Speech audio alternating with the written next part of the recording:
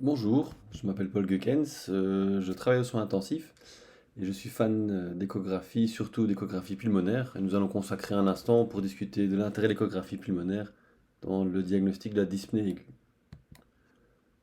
Au fil de cette présentation, on va revoir les artefacts et les images clés. On va discuter des algorithmes cliniques et des applications pratiques pour des pathologies fréquentes de la salle d'urgence, de l'étage ou des soins intensifs. Et puis surtout, on va essayer de parsemer cette présentation de take-home message afin de faire passer les bons messages qui soient bien intégrés pour pouvoir commencer des examens de bonne qualité. Lors de la présentation sur la physique des ultrasons, on a vu que l'air et l'os ont une différence d'impédance acoustique importante par rapport aux autres structures de l'organisme, et donc il est difficile de voir au-delà de l'air et de l'os. L'air va se comporter comme un miroir, derrière un miroir on ne voit pas ce qui se passe. L'os va se comporter comme une barrière et empêcher les ultrasons de passer au-delà des structures osseuses. Se pose donc la question, quand on regarde le thorax qui est composé principalement d'os et d'air, de savoir si on peut réellement faire une échographie du poumon.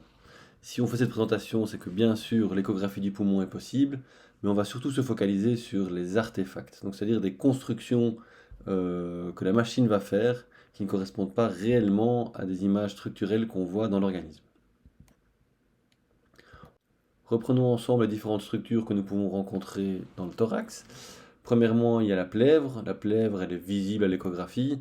C'est la jonction entre la plèvre viscérale et la plèvre pariétale. Ce n'est pas une zone où on va retrouver de l'air, et donc on va la voir facilement. L'épanchement, c'est une structure liquidienne qui ne va pas empêcher le passage des ultrasons. Il sera visible également. L'épanchement est régulièrement anégogène, mais pas toujours. Le parenchyme normal, c'est une structure aérique, ne sera pas visible. Les alvéoles ne sont pas visibles non plus de par leur taille et de par leur aération. Le médiastin qui est caché derrière le sternum principalement n'est pas visible à l'échographie. Par contre, un parenchyme condensé, c'est un parenchyme qui n'a plus d'air en lui, et donc c'est un parenchyme qui devient visible. Donc on peut en retenir que un poumon qui devient pathologique est un poumon qui devient visible à l'échographie. Pour faire l'échographie, on peut utiliser n'importe quelle sonde. Si on prend la sonde linéaire, elle permettra bien de voir les structures superficielles comme la plèvre, mais ne permettra pas d'aller en profondeur. Si on prend la sonde cardiaque ou la sonde pulmonaire, on pourra aller évaluer le parenchyme plus en profondeur. Je conseille personnellement d'utiliser la sonde cardiaque parce qu'elle permet d'évaluer et le cœur et le poumon chez un patient où on a une question soit hémodynamique, soit respiratoire. Pour les modes, il vaut mieux utiliser les modes pulmonaires ou abdominaux parce que dans ces cas-là, la correction d'artefacts est moindre et ce qu'on veut voir en échographie pulmonaire, justement, ce sont les artefacts. L'échographie pulmonaire est un examen clinique complémentaire. Il permet de débrouiller la situation rapidement dans beaucoup de situations de dyspnée. Il permet d'initier alors des traitements rapidement si on a une idée diagnostique plus précise et surtout de suivre l'efficacité de ce traitement en réitérant l'examen. En pratique, vous allez utiliser votre sonde d'échographie comme un stéthoscope. Vous allez balayer les zones antérieures, les zones latérales et les zones postérieures du champ pulmonaire. Au moins votre patient est symptomatique, au plus il faudra vraiment balayer chaque espace intercostal pour être certain de ne rien rater.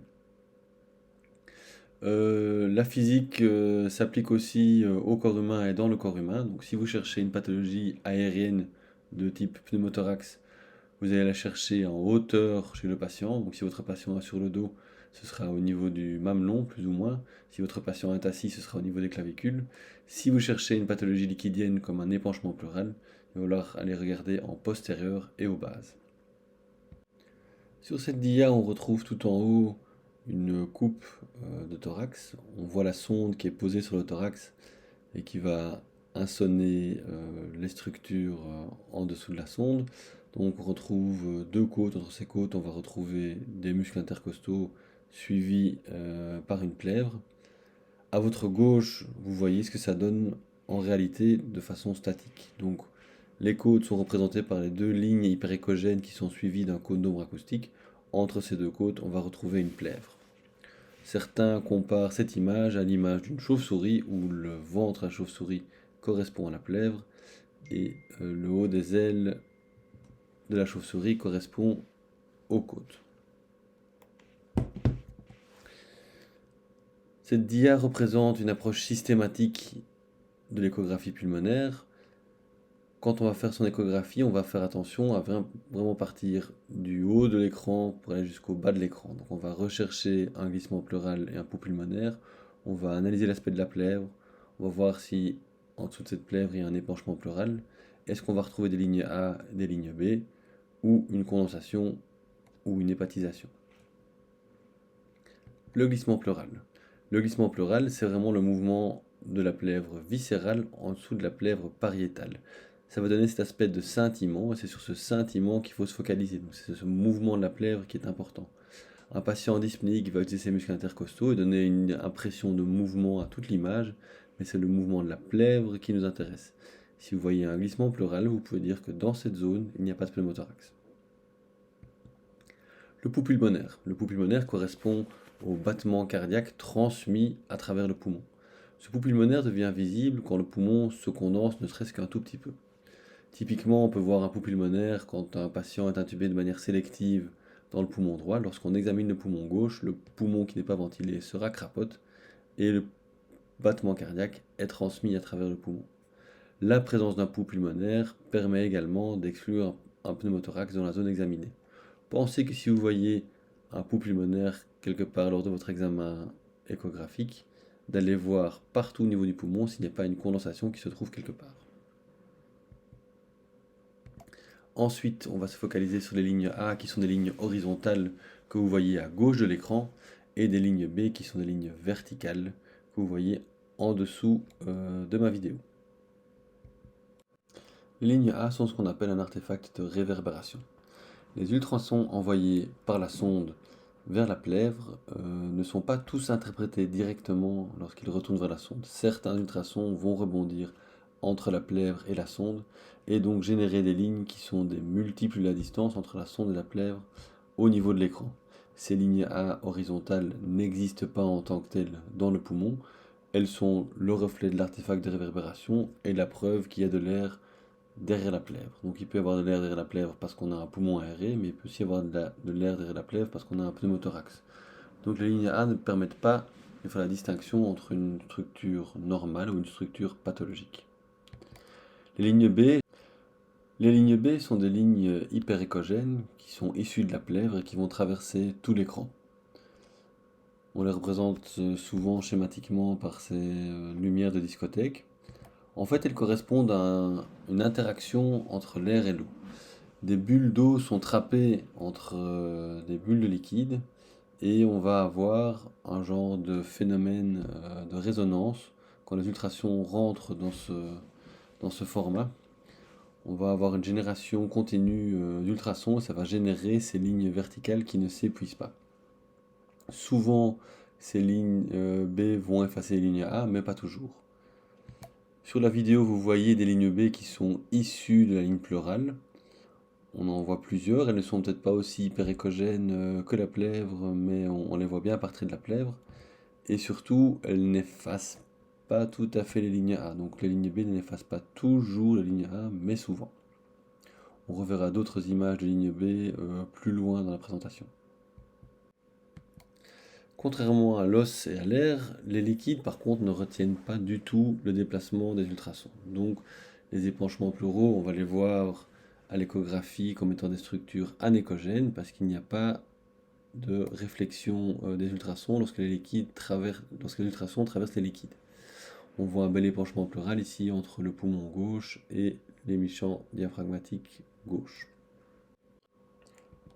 Afin de confirmer votre épanchement pleural ou une condensation, pensez à aller chercher le signe de la colonne vertébrale.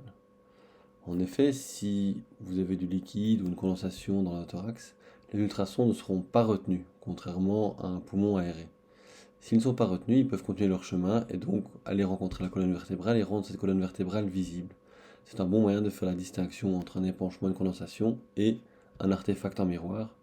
Dans le cas de l'artefact en miroir, on ne verra pas la colonne vertébrale. Donc quand vous faites votre examen d'épanchement, pensez à chercher cette colonne vertébrale et allez surtout regarder aux bases pulmonaires en pensant aux lois de la physique qui font que les liquides descendent. Dernière chose avant de passer à deux contextes pathologiques, la condensation. Quand le poumon perd son aération il devient échogène et donc on voit que le poumon devient hépatisé. Alors, je me permets de vous rappeler encore une fois l'algorithme pour avoir une approche systématique. Pensez à chercher un glissement pleural, pensez à chercher un pouls pulmonaire, regardez l'aspect de la plèvre, voyez s'il y a un épanchement pleural. Est-ce qu'il y a des lignes A, en sachant qu'on ne peut pas faire une distinction entre une situation pathologique et une situation normale que sur base de la ligne A. Est-ce qu'il y a des lignes B et est-ce qu'on voit une condensation. Lorsque vous voyez un glissement pleural et ou un pouls pulmonaire et ou au moins une ligne B, vous pouvez raisonnablement mettre de côté le diagnostic de pneumothorax parce que ces trois signes correspondent au fait que la plèvre viscérale touche la plèvre pariétale et donc on n'est pas dans un contexte de pneumothorax. Chez un patient dyspnéique, le diagnostic différentiel tourne souvent autour d'un problème cardiaque ou d'un problème pulmonaire. Il y a d'autres pathologies aussi. Mais dans ces deux gros problèmes, en tout cas, l'échographie peut être d'une grande aide pour poser le diagnostic. On va revoir deux pathologies que l'on croise régulièrement en salle d'urgence. Premièrement, le pneumothorax. Alors dans un pneumothorax complet, si on reprend notre approche systématique, qu'est-ce qu'on va voir? Un glissement pleural? Non, on n'en verra pas. Un pouls pulmonaire? Non plus, on n'en verra pas. Pourquoi? Parce que la plèvre viscérale ne touche pas la plèvre pariétale. L'aspect de la plèvre sera lisse, parce qu'on ne verra que la plèvre pariétale. On aura des lignes A, on a un artefact de réverbération. On n'aura pas de ligne B. On peut avoir un épanchement dans un hydropneumothorax et on n'aura pas de condensation parce que le poumon ne touche pas la paroi.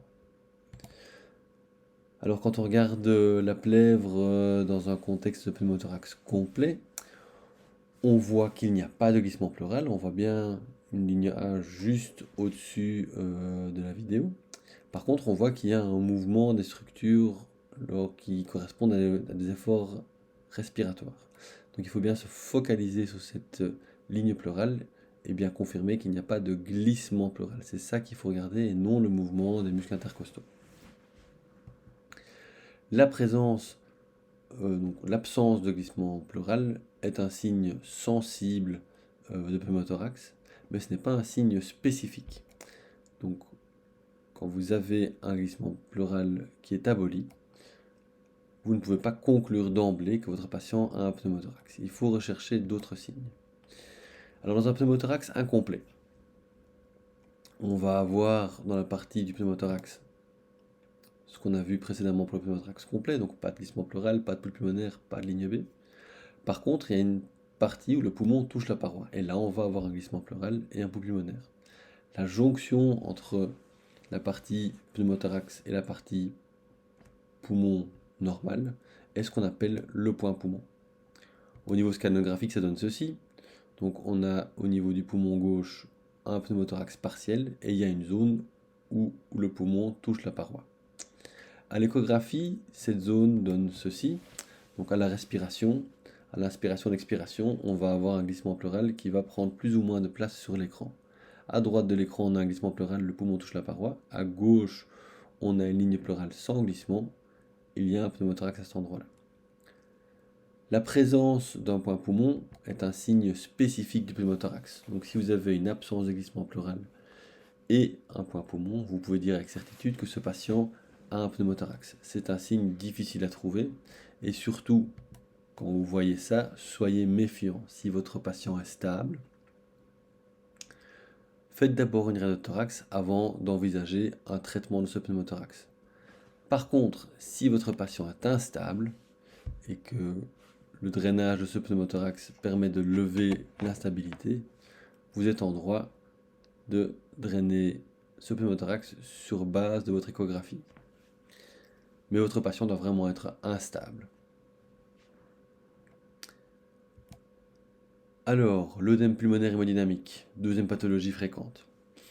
Est-ce qu'on a un glissement pleural dans l'œdème pulmonaire? Bien sûr, on a un glissement pleural. Est-ce qu'on a un pouls pulmonaire? On peut tomber sur un pouls pulmonaire. La plèvre sera fine. On n'aura pas de ligne A probablement, alors qu'on sait que parfois les lignes A ne sont pas totalement effacées par les lignes B. On aura des lignes B.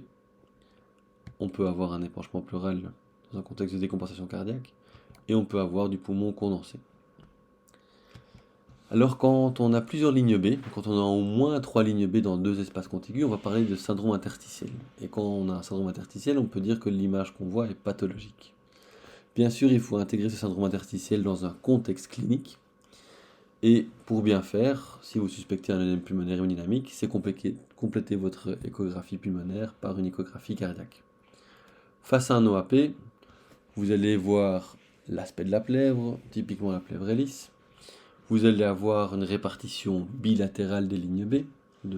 L'œdème du poumon touche les deux poumons de manière symétrique.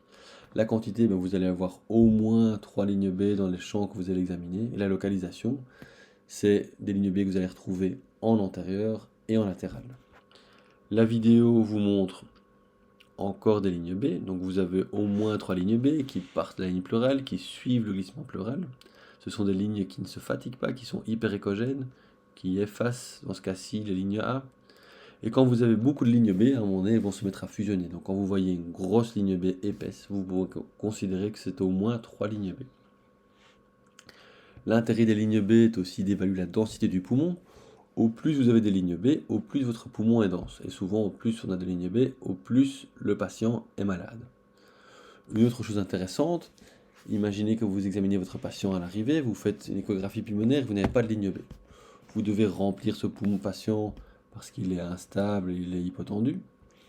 Vous voyez que ce patient devient dyspnéique, vous refaites une échographie pulmonaire et vous constatez la présence de lignes B.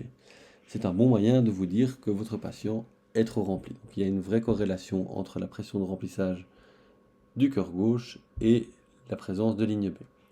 Une autre chose, c'est votre patient arrive avec des lignes B, vous suspectez un OAP, vous administrez un traitement, une VNI ou des diurétiques et vous voyez que ces lignes B disparaissent. Donc le moyen échographique permet de suivre la densité du poumon et l'efficacité du traitement.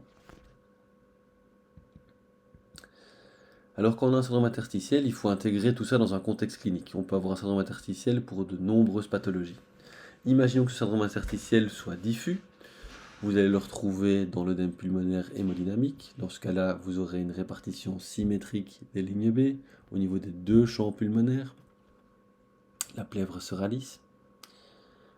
Dans le contexte de la RDS, le syndrome interstitiel, ça diffuse, c'est-à-dire qu'il va toucher les deux champs pulmonaires, mais il touchera les deux champs pulmonaires de manière asymétrique. On va retrouver des zones plus malades, des zones moins malades et des zones épargnées. Et tout ça réparti de manière hétérogène. On peut retrouver des condensations où la plèvre sera irrégulière et d'un aspect, on va dire, sale. La pneumonie interstitielle peut donner aussi des lignes B bilatérales. On peut parfois la confondre avec l'œdème pulmonaire. Probablement que souvent la plèvre n'aura pas un aussi bel aspect que dans l'œdème pulmonaire, dans la pneumonie interstitielle.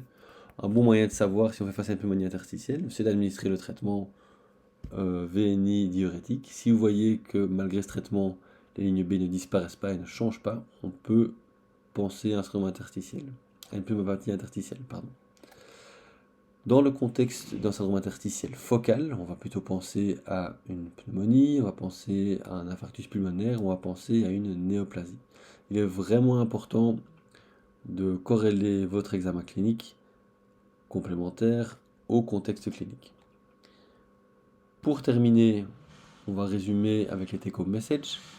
Donc, n'oubliez pas de faire un examen systématique en partant de la plèvre pour aller vers la profondeur. Est-ce qu'on a un glissement pleural? Est-ce qu'on a un pouls pulmonaire? Bien se focaliser sur la plèvre et non sur le mouvement des structures alentour. Quel est l'aspect de la plèvre? Est-ce que j'ai un épanchement?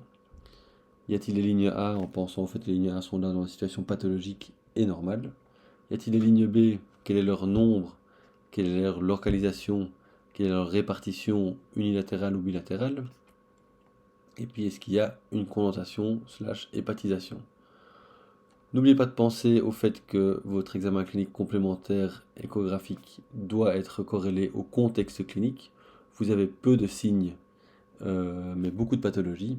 Et donc la corrélation entre l'examen clinique complémentaire et la clinique va vous permettre d'affiner votre diagnostic. Dernière chose, n'oubliez pas que la présence d'un glissement pleural et ou un pouls pulmonaire et ou au moins une ligne B permettent d'exclure le pneumothorax dans la zone que vous examinez, parce que si vous avez un de ces signes, vous savez que la plèvre viscérale touche la plèvre pariétale. Merci pour votre attention et bonne échographie.